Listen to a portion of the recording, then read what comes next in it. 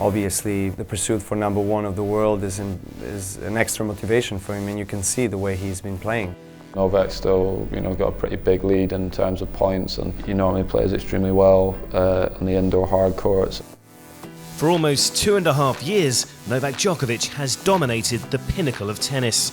The world #1 since late July 2014, the Serb has claimed 21 titles in that time.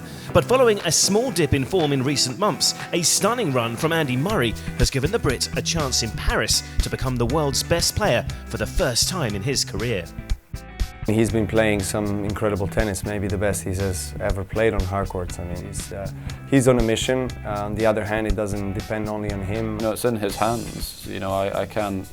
I obviously can't control the matches on his side of the draw. I obviously just focus on my side and try and do as best as I can here. It's been a very interesting era of the sport. I mean, with the time of dominance of Roger, then the same thing of Rafa, and then the same was doing Novak, and now basically Andy is taking that part. The last, let's say, 6 months, the way Andy's been playing, he's been playing like the best player in the world. It's great to have that, to see that, to have two players fighting for the #1 spot. Last two tournaments, it's going to be an amazing battle between them.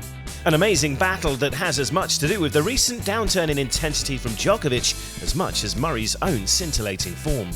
I knew after Roland Garros that things will look different, which they did, and it took me some months really to find that extra motivation and then find that right trajectory now. And after what Novak's done the last 2 years, I can only imagine how difficult, and stressful it would have been for him, winning all 4 Grand Slams in a row.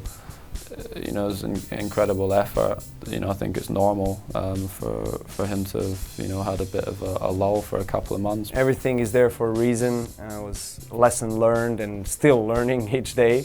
But I'm taking that curve in a positive way, and I'm hoping that it can lead me to a good place. Sometimes we do put too much pressure and too much stress on ourselves to win, that you can sometimes lose the enjoyment, or you feel tired and burnt out and stressed. All of us got into the sport to enjoy it because we like playing, but obviously the better you get, the more stressful it becomes, which sounds silly, but that is how it feels to us. He may be downplaying his chances, but if Djokovic fails to reach the final in Paris and Murray claims his first Bercy title, that #1 spot will be his at the end of the week.